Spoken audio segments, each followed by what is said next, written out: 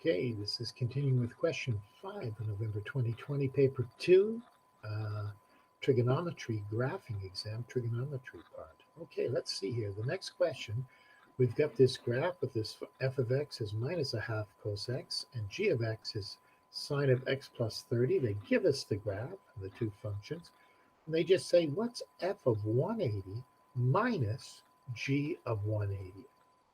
Well, let's take a look what that means on the graph. If you go to 180 degrees, now they don't tell you that it's 180 and a half.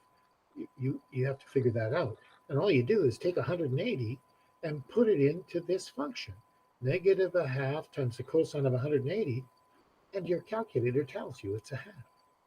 If you put 180 in here, the sine of 180 plus 30 is a sine of 210. It's minus a half. Now, what's happening on the graph here, you're finding the distance between these points. F of 180 minus g of 180, you're finding out how far it is from here to here. And all you do is put 180 into the function, you get 1. Oh, 1/2, I mean. You get 1/2. It equals 1/2. And that's a little mistake there. So ignore that little mistake down there.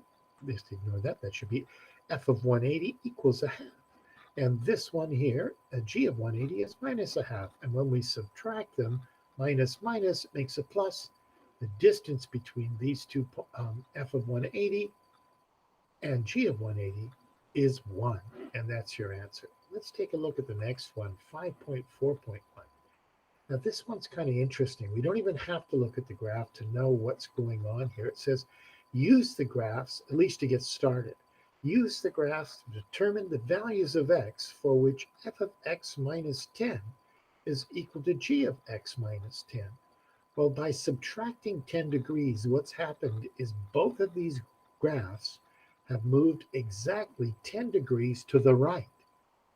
And so let's take a look at the graph.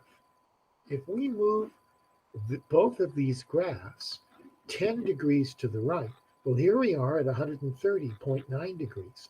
That's the point of intersection. They gave it to us. Well, we can see then the point of intersection, if both graphs move exactly 10 degrees to the right, then the new point, then all we have to do is add 10 degrees to this 130,9. In fact, that's the answer. The new point of intersection will be x equals 140.9 degrees. And all we had to do that is to understand that when you've got functions and inside a bracket like this, it always goes in the opposite direction. If you're subtracting angles, it moves everything to the right. And if you're adding, it moves everything to the left. That works for just about all sorts of functions inside brackets like that. Okay, so that's that one. The last one's a little bit tricky, so we'll use another video for that one.